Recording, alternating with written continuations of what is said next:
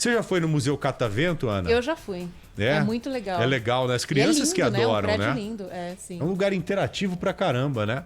A Gabriele Guimarães está aqui conosco exatamente para falar do Museu Catavento, que deve reabrir também, né, Gabi? Isso. Muito boa tarde. Ótima tarde para você também, Joel, para Ana. Prazer estar com vocês aqui de novo. Além do Catavento, outros 4 espaços culturais de São Paulo retomam as atividades nesta semana. As atividades presenciais, é claro. Museu do Catavento, EMESP Tom Jobim, Museu Afro Brasil, Fábrica de Cultura e Museu da Imigração reabrem nos próximos dias. Eu falei com o secretário estadual de Cultura e Economia Criativa e ele explicou que foram adotados protocolos de segurança específicos para cada lugar, então de acordo com a necessidade de cada espaço cultural, e ele reiterou que com cada um dos protocolos tem o mesmo rigor de segurança. Estamos cumprindo à risca as determinações do centro de contingência de 60% de ocupação. Temos a obrigatoriedade do distanciamento, a obrigatoriedade do uso de máscara, disponibilização de álcool em gel, a medição de temperatura de todos os frequentadores. E a gente falou no começo da minha entrada sobre o Museu do Catavento, fechado por quase 7 meses e deve ser a atração que abre essa semana, que deve atrair mais público. Foi definido um roteiro de passeio que prioriza espaços mais arejados e com menor risco de aglomeração. O Sérgio Saleitão, secretário aqui de Cultura e Economia Criativa do Estado, disse que o local é uma segura e importante alternativa de lazer, especialmente para as crianças. Um impacto muito grande, sobretudo junto às crianças e aos adolescentes. E acaba sendo também uma boa alternativa para os pais levarem filhos para uma experiência cultural e conhecimento em relação à ciência, à tecnologia, à inovação.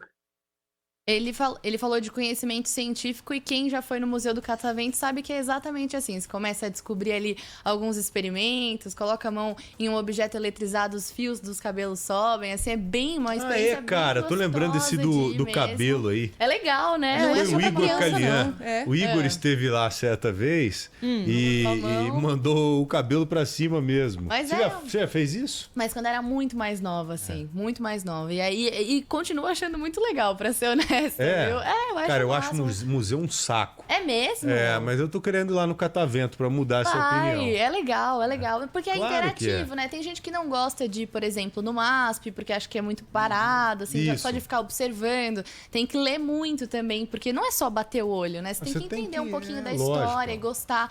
Agora, o Museu do Catavento atrai crianças e adolescentes e pessoas como eu, justamente por ser interativo, né? E eles estão tendo todos os cuidados, afinal de contas, você vai com a mão ali, muita gente, e definiram ali um trajeto para evitar aglomeração de pessoas, todo um Você sabe esquema, que tem um museu lá em Ribeirão Preto, que é o Museu do Café. É muito legal, sabe? Eu amo café. Nossa, mas é da época em que o Brasil foi colonizado mesmo, sabe? Quando São Paulo começou e quando o café começou aqui no nosso estado, em Minas Gerais da mesma forma, na época da política café com leite, né? São Paulo com café e Minas Gerais com o leite. Então tem muita coisa preservada. É legal. Esse tipo de cultura eu acho bacana. E esse papo aí do Catavento é bacana porque, como você bem colocou, é algo que você sente ali, né? Você vai interagindo mesmo. A criançada deve ficar maluca. Demais. E aproveitando, já que a gente está falando de centros culturais que reabriram, na semana passada eu falei aqui na programação também sobre o Museu do Futebol, também conhecido por ter essas atrações mais interativas e tudo mais, especialmente com vídeo. Agora eles têm um esquema ali com aplicativo, QR Code, para evitar o contato. Exato. Mas, ao mesmo tempo, é uma programação diferente de um museu convencional. E o Museu do Futebol comemora aí mais um aniversário do Pelé. Então tá uma programação bem diferente também para quem quiser. E aproveitando, é claro, reforço que todos os centros culturais estão recebendo essas visitas a partir de agendamentos online e os links estão disponíveis, claro, nas redes sociais da Rádio Bandeirantes. Legal, você viu que o Neymar tá colando no Pelé na artilharia da seleção, né? Sim. Já é o vice-artilheiro. Segundo lugar já, Acho que ele tem 66 gols e o Pelé tem 77. Sim, foi para segundo lugar, colando aí no Pelé e uma história bem parecida, né? Não tem ainda o mesmo prestígio, é claro. O Pelé é um grande ícone, mas o Neymar tá dando show, né? Especialmente no Paris Saint-Germain agora. Ele deve passar o Pelé, né? Com a carreira toda pela frente, mais muito 10 novo gols ainda, na seleção. Você acha que não faz 10 gols na seleção? Não, Passar em número de gols. É que eu travei na parte do ele estar acompanhando a carreira do Pelé, né? Se teve uma coisa que o Pelé foi na vida dele, foi disciplinado, né? Ele é o na Pelé, fase né? de jogador.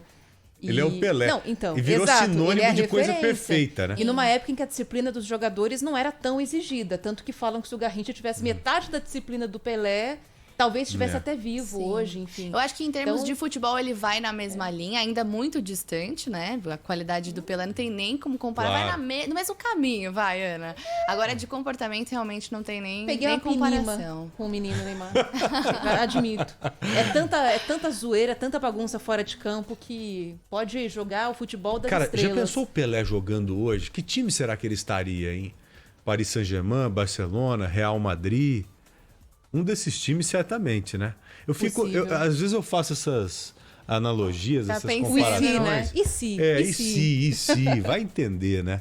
Ô, Gabi, muito obrigado. Obrigada eu, Daqui a pouco o Bandeirantes acontece. 3h, Cláudio Zaidan, Ronald Gimenez. Vamos juntos até às 5. Boa. Tem algo já em destaque pra gente dizer? Tem sim. Falta 2 semanas, né, para as eleições americanas. Então a gente vai falar um pouquinho aí sobre as expectativas. Boa parte do eleitorado já foi lá e votou. Então a gente vai falar com o professor de Relações Públicas da Universidade de Brasília um pouquinho sobre as expectativas, porque muita gente não entende, mas é claro que as eleições americanas têm um impacto não só nos Estados Unidos, né, no mundo inteiro.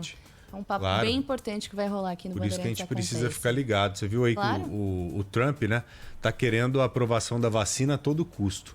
Sim. E não é bem assim. O tal do FDA lá, que é a Anvisa dos Estados Unidos, deve levar algum tempo para aprovar essa vacina da Pfizer, né?